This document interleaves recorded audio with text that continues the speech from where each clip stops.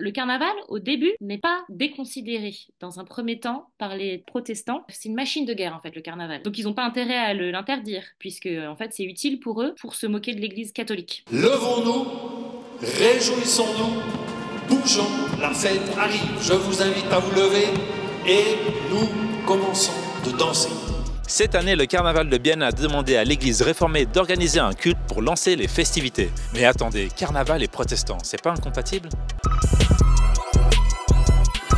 En tout cas, il y a du monde, ouais, on ne savait pas du tout, est-ce qu'il y aurait du monde, est-ce qu'il n'y aurait pas de monde, mais là, en fait, l'église est en train de se remplir, donc un clic officiel de la princesse de carnaval qui va entrer en cortège avec nous.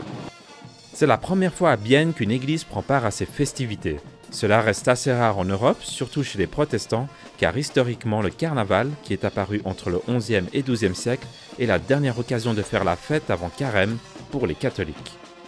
Ici, c'est pas du tout l'habitude, c'était même plutôt l'église en dehors du carnaval. On ferme l'église quand un carnaval a lieu et c'est carnaval qui dit on vient vous rencontrer. J'étais aussi un peu surpris, mais spontanément j'ai dit on va le faire, il faut être là, il faut être présent, il faut participer. C'est aussi peut-être un acte de liberté, c'est-à-dire que le carême, c'est aussi permis de faire la fête pendant le carême. En effet, comme la plupart des autres carnavals protestants, celui de Bienne a lieu non pas avant Carême, mais pendant. C'était à la base une manière pour les réformés de se moquer des catholiques. Mais alors, si les réformés n'avaient pas de problème avec cette fête, comment se fait-il qu'il y ait si peu de carnaval protestant aujourd'hui ? C'est vraiment dans un second temps, plutôt à partir de la deuxième moitié du XVIe siècle, qui va être interdit. Et ce qui est intéressant, c'est que contrairement à ce qu'on pense, c'est pas que les protestants qui vont l'interdire, mais aussi les catholiques.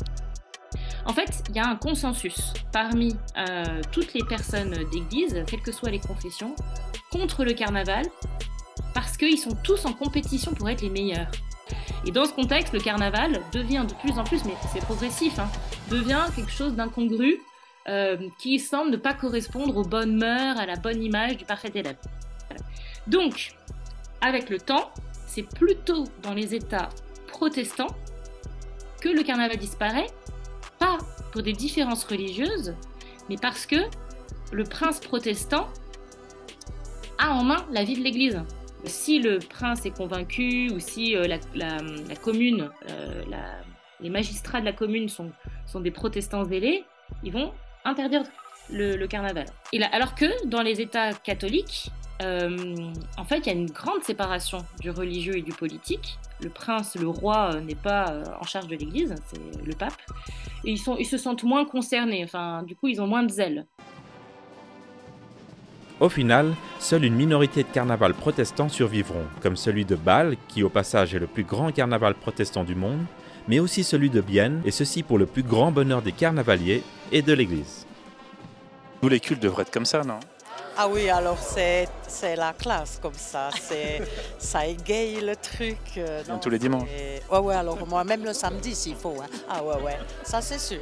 On a mis pas mal de temps à oser le faire. Au début un peu, les gens sont sceptiques, c'est clair, mais ça s'est vite décanté et c'est super. Enfin c'était touchant, c'était émouvant. Ouais, c'est une invitation de chercher quelque chose d'autre dans la vie, je pense.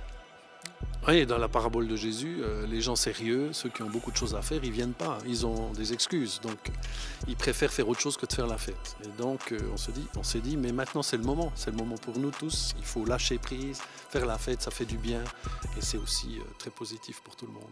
Alors n'oubliez pas de vous abonner à Réformer.ch sur les différents réseaux sociaux pour voir plus de contenu. Et pour aller plus loin sur le sujet, vous pouvez aussi lire le livre de Tiffaine Guilabert-Madinet, Les combats de carnaval et réformation.